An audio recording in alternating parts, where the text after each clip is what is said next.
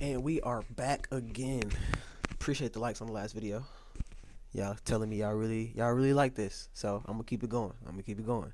But today we speaking on the Liver King this time. So picking up where we left off in the last video, we already talked about Mr. Wes Watson. We already talked about King uh King Oliveira, whatever his name is. Uh this time we finna get into the Liver King. So let's get to it. Just like the Liver King, who had a psychotic meltdown after being exposed for not living the lifestyle he promoted. Brian Johnson, better known as the Liver King, was a divisive figure from the very beginning of his career. And this is what I'll be saying, bro. People that don't know will 100% believe what people are saying, especially when they're not fact checking or trying to double check nothing. They will literally be out here eating and consuming raw meat like that's healthy. Out here living in the woods or wilderness. Like, I ain't gonna say living in the woods or wilderness is a bad thing. Some people like that, you know? Because honestly,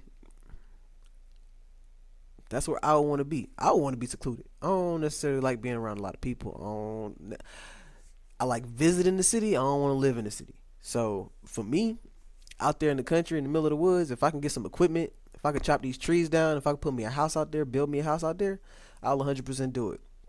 And I'll do it by hand. But this ain't the ideal world for me. So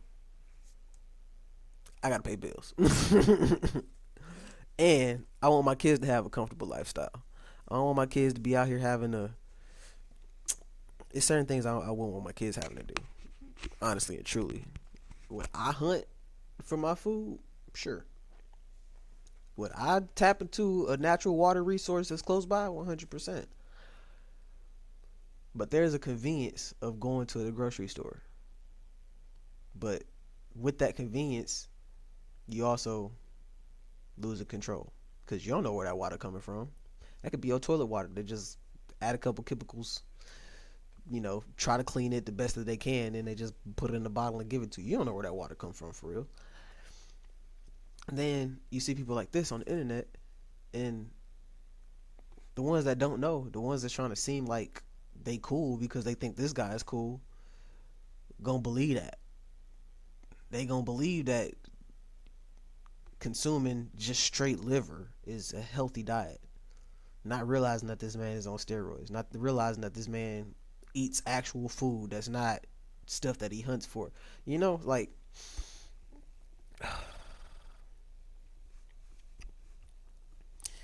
clout is a very, very addictive drug. Claim to fame was the promotion of what he calls the ancestral lifestyle, which sought to replicate the daily routine of our ancient human ancestors. This meant consuming a diet of foods like raw liver, raw bone marrow, and even raw bull testicles. His ancestral lifestyle also applied to his workout routines, which were designed to simulate the physical strain that an ancient hunter-gatherer would experience during a hunt. Now, the idea of eating bull nuts already made the Liver King a giant meme, but those more familiar with health and fitness believe that Brian was not entirely honest about his ancestral way of living. There's nothing ancestral about this guy. He's training with high-tech equipment, training properly, progressive overload. I'm gonna spoil it right now. I don't think he's natural. Don't believe that. And for all the haters, I want to be clear. I believe that there's more than a 50% chance that he's on PEDs. Brian emphasized a natural and organic lifestyle more. That's what I'm saying. You talk about natural and organic, then go hunt. Go put that deer on your back. Go put that boar, whatever you didn't hunt it, on your back. Go, fetch some wild berries, some wild leaves, wild plants. You could even just have a farm in your backyard and then just harvest your crops and eat your crops that you make. And then all the meat that you get is things that you hunted. So, just like bro said, that's not ancestral. They didn't have weights back then. They had the carcasses of whatever they hunted. They had sacks of whatever they harvested. You feel me? So don't say ancestral and then pick and choose what part you talking about. Just because you ate something strange on camera, it's like calling Tyler the Creator a fake. That man ate one roach on camera. Not that man didn't say I eat roaches every day, all day. He ate one roach on camera, and that was the Yonkers music video, and that was it.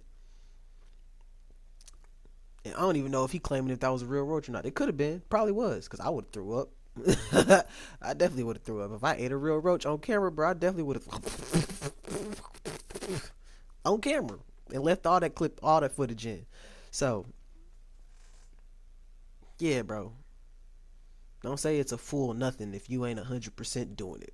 Than the average fitness influencer, so the idea of him potentially using performance-enhancing drugs would be a much greater scandal than average. You have it listen, you type it in, and then you go digging. Of course, Brian was well aware of this and always rejected the idea that he was using steroids. Other than the fact that you have a body that you have earned on your own, are you against steroids? This is what I'll say. I care in the most positive way, because when somebody says, hey man, you're on steroids, and they've been saying this for 20 or 30 years. I've been working out since I was 8. So when I was in high school, hey man, you're on steroids. This is a great compliment. There's a lot of subprimals that are convinced that Liver King is taking steroids. Is Liver King natty? Do you think?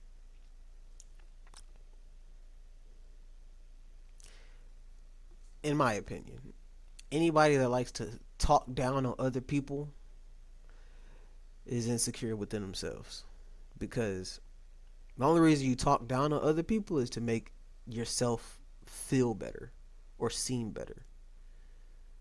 So trying to call people subprimal is a way for you to say that I'm superior primal, or whatever the case is. And that goes for anybody. I don't care what you look like. I don't care your height. I don't care your weight. I don't care your skin color, your background, religious beliefs, ancestral history. I don't care about none of that. You saying anybody is beneath you is only because you feel beneath something. You feel insecure within self. So in order to combat the insecurity you feel within self, you have to now enhance insecurity in somebody else, or promote somebody being beneath you. So when I see that, I just be like, yeah, alright. Not saying you beneath me, but I just see the game that you play, and I see how you see yourself and how you see the world around you, or how you trying to whatever.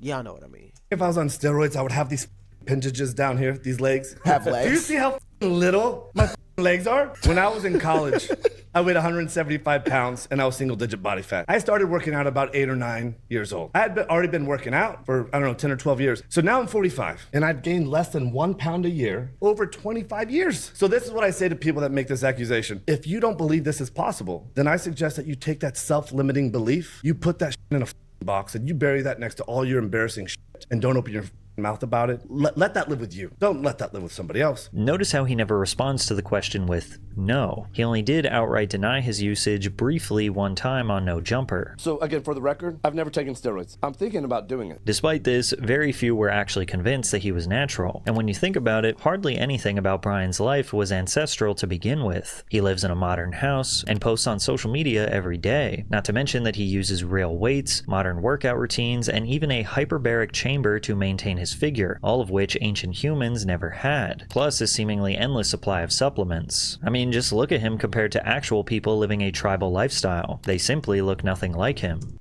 That's what I'm saying, bro. When your body is built, now is different. Now we can choose to build our bodies however we see fit. But when you in the wilderness and you living amongst the wild, your body is trained to handle the wild, and to be that muscular, for that metabolism to be that high, for you not to have any fat reserves, that means bro, I'm skinny. All right, I'm skinny. I have no fat reserves. I have probably less than 6% body fat. You feel me?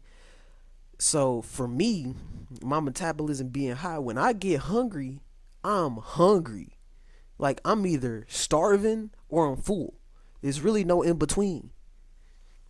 Because when there's no more food in my stomach, there's no energy reserves for my body to pull from. So you see these guys living in the wild for real. They're either going to be super skinny because they can't put on more because they're eating only what their body can use, or they're going to have some kind of fat reserve. So you're not going to see a nice toned six pack. You're not going to see crazy pectoral muscles. You know why? Because those muscles end up weighing you down. And when it weighs you down, you're not running as fast. You can't, your stamina drains because you moving all these muscles with the same amount of energy that so it's when you really break it down and think about it, it doesn't make sense. That's why I do calisthenics, because I'm trying to maintain my flexibility. I like my physique. Sure, I can stand the game maybe 10 pounds or so, 20 pounds or whatever, but I don't want so much that it's weighing me down. I don't need to be big. I want to be here for a long time, and I want to be healthy. That's all I'm here for. So, man, look. It's amazing what this primal ancestral diet can do for the human body. As you can see, these African hunters all share the same physique as Liver King. People had good reason to be skeptical, but without definitive proof, Liver King could have just been an anomaly. This would change when he was exposed in a series of leaked emails by a fitness YouTuber named Derek, better known as More Plates, More Dates. These emails were sent before Brian's internet fame and show him consulting with a bodybuilding coach on how to improve his physique with the use of performance-enhancing drugs. He notably emphasizes the importance of fine-tuning his regimen in preparation for a social media campaign to grow his following, and lists out his current stack of performance-enhancing drugs. We also get a look at blood work results that Brian shows in relation to his drug usage. Most damning, however, was the revelation that Brian had actually previously reached out to Derek, requesting fitness coaching, and personally revealed his PED usage. I need to get shredded, have more energy, and get my brain working better, but I overtrain. Approximately 12 to 14 workouts a week and can't stop. I played around. All right. So, this is Brian Johnson, consultant contact form, More Plates, More Dates. Reply, Liver King at ancestralsupplements.com. All right. To Liver King. Now, again, don't believe everything you see on the internet, so take this with a grain of salt. But at the same time,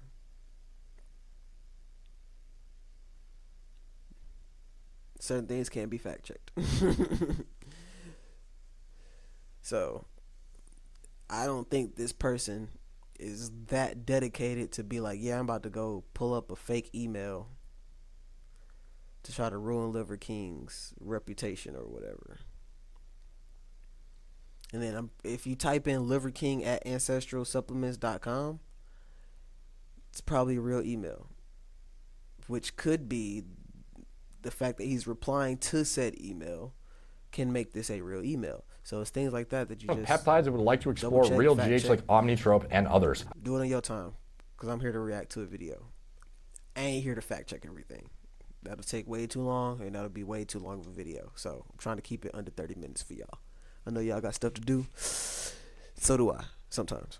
I sleep well, eat well. I even have a hard shell hyperbaric oxygen therapy, presumably, cold plunge, sauna, etc. at my house. I need next level, which is why I'm reaching out. Can you reassure me that all information discussed, wish confidential, presumably will be held confidential? What once was likely an assumption was now the truth. The Liver King was lying about his entire online persona. He claimed that his body was achievable through the implementation of his ancestral lifestyle, and sold many on the lie that they could look like him if they followed his system. But now his system looked like a massive joke, and he had no choice but to confess.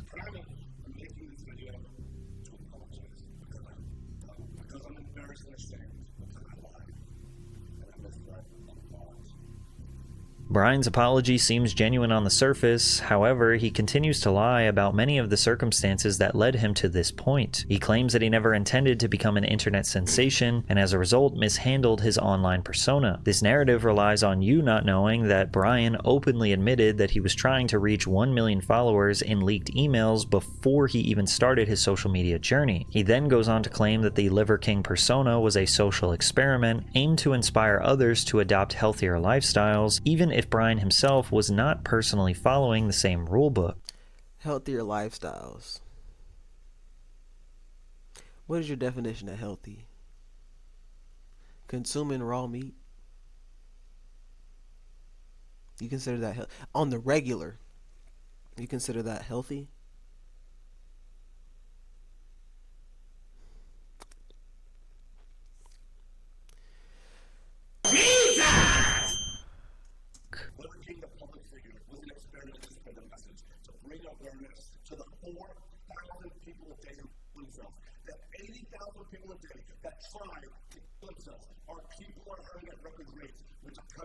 Autoimmune, anxiety, infertility, low ambition in life, a young men are hurting them both, feeling lost, weak, and submissive. So I made it my job to model, teach, and preach a simple, elegant solution called ancestral living. There are 9 ancestral tenets, so our people no longer have to suffer, so we can collectively express our highest and most darkest life. With Google Play Games, you can play unlocked. Unlock bigger screens. It's easy to say that, but when the way that you're trying to teach and preach really isn't healthy, really isn't even true, you're not helping anybody by lying to them, bro. You're not. You're not helping anybody by lying to them.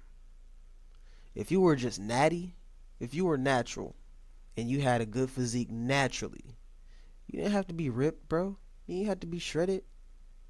There's plenty of people out here that don't take steroids, that have the physique that they want, that you should have in being healthy. When you're talking about being healthy, bro, and that you say that's like the main thing or whatever, carrying all that weight around isn't healthy. Putting your body through certain things isn't healthy. It's causing wear and tear, and it's reducing the longevity you can sustain. That's why people have cardiovascular issues. That's why people have blood clot issues. That's why people have joint pains, any kind of skeletal injuries, because it's not healthy. If it was healthy, it would be able to be continued. If you can't keep doing it your entire life, it ain't healthy. That's all I'm saying on that. So, he talking about, like he said, on the surface, it can seem like a sincere apology, but then he starts lying again real quick, trying to cover his tail.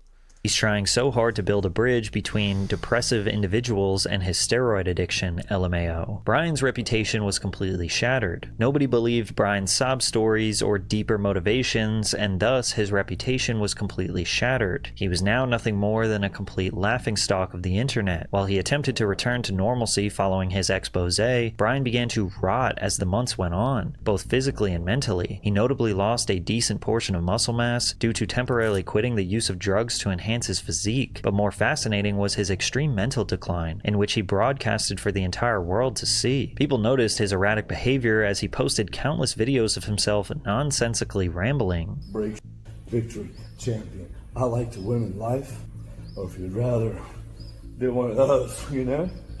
It was nice to meet you. His content evolved into nothing more than an archive of directionless vlogs, filled almost entirely of dead air, only broken up with more incoherent ramblings. Brian had clearly lost his mind, although things would reach a boiling point when he was arrested for making death threats towards one of the largest podcasters on the planet. You see,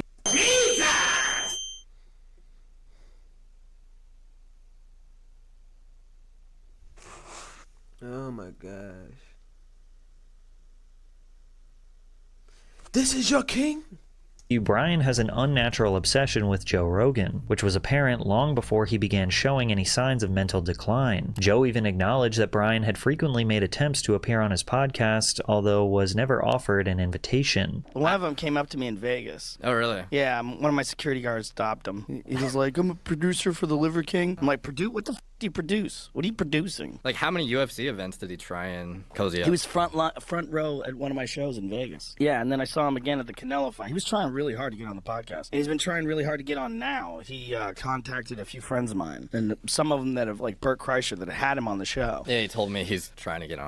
Yeah, for what? For what? Say that more? Like, come on, this is dumb, man. You ran a con game, and you got busted. Joe Rogan's disapproval cut Brian deeply. However, those feelings would devolve into full-blown hatred as his mental health declined further. Brian truly hit rock bottom shortly after the release of a Netflix documentary series about his rise and fall. After a break from the internet, Brian returned looking more disheveled than ever before, with his face caked in dirt, twigs sticking out of his hair, and multiple wounds on his nose and eyebrow. In this video, he acknowledges 3 entities who he believes are trying to destroy his life. These 3 individuals are likely the documentary's creator, More Plates, More Dates, and Joe Rogan. Now he was on a personal vendetta to get revenge on those he believes have wronged him. Brian began openly threatening Joe Rogan, challenging him to a fight and graphically explaining how he would do it. What I'm hoping is that you, Joe Rogan, are thinking, I'm gonna choke that motherfucker out, lights out, I'm gonna choke him out. And I kind of hope that if you win, that's how it happened. You won't feel me tap. That's never happening, tapping. Shame on you, I'm gonna make you pay. I am gonna actually make you pay. My name's Liver King, man to man. I'm picking a fight with you.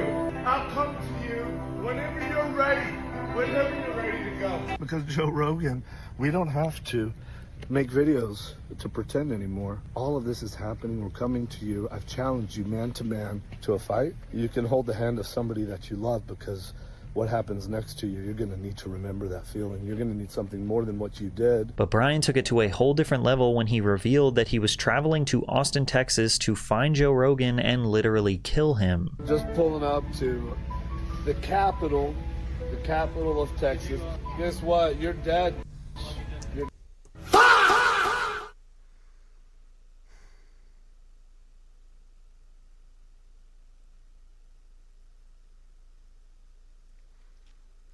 I think he found out that being natty and surviving off the wilderness is a lot harder than he made it seem. And it sounds like he tried to prove himself wrong.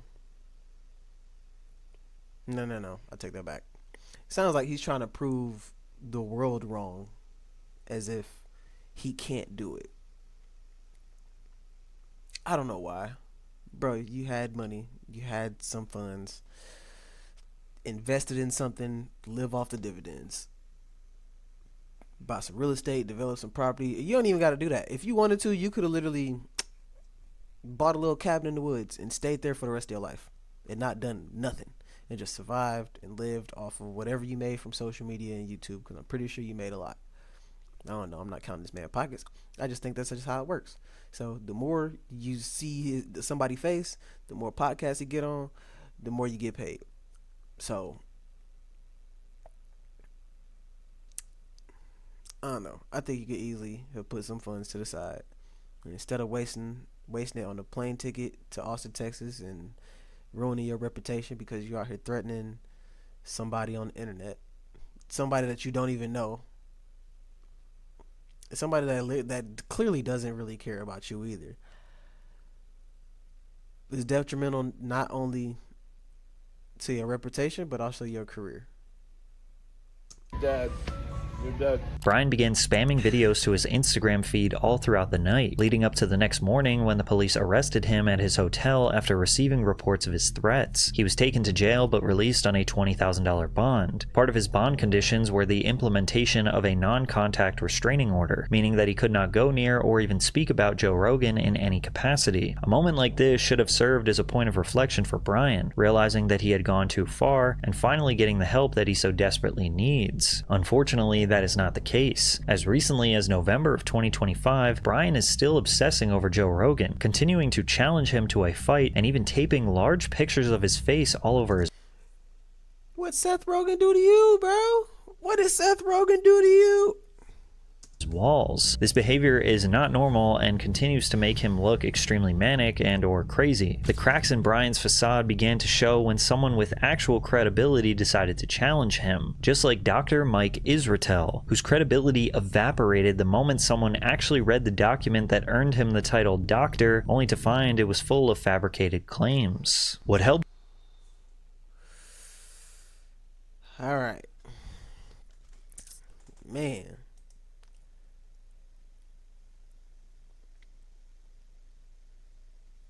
I feel bad for people, bro. Seriously. And I'm not saying bro as if only bros watch this video. I'm just saying bro because that's just my go-to. But I just feel bad for people. Cause mental health is a real thing. And when everything you worked for just starts to crumble, you know, I feel it. I understand it. But also, all you can really do is just own up to the responsibilities of your choices and actions. You can blame it on somebody as long as you want to, and I gotta take my own advice sometimes. So, but you can blame it on somebody else as much as you want to, but if you don't, you're not gonna change somebody else. You're not finna change nobody else. And holding on to that resentment is like taking poison and expecting somebody else to get sick. It don't work like that. So all you can do is take responsibility of your actions and your part in whatever led you to where you at, and do better. Cause they not finna do nothing for you. They already feel like they don't owe you nothing. So you trying to get mad at somebody for ruining your reputation, for taking something you thought you should have had, they ain't finna do nothing for you. It just ain't. So, and that's for anybody. You ain't gotta be rich to suffer a downfall. You ain't gotta have millions of dollars to be humbled. So, forgive, learn what you can do better, and then just do it better. If you're the one doing the wrongdoing, own it. Don't blame it on somebody else. Because honestly, you can't blame nobody downfall on anybody but you. If you came up, you put yourself in that position at the peak to get knocked off. If you let somebody in your circle that can harm you, you chose to let them in your circle. So, just be mindful. And be appreciative. Because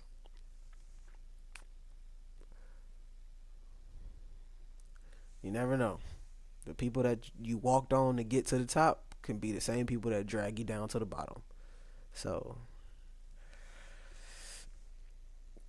just be grateful, man.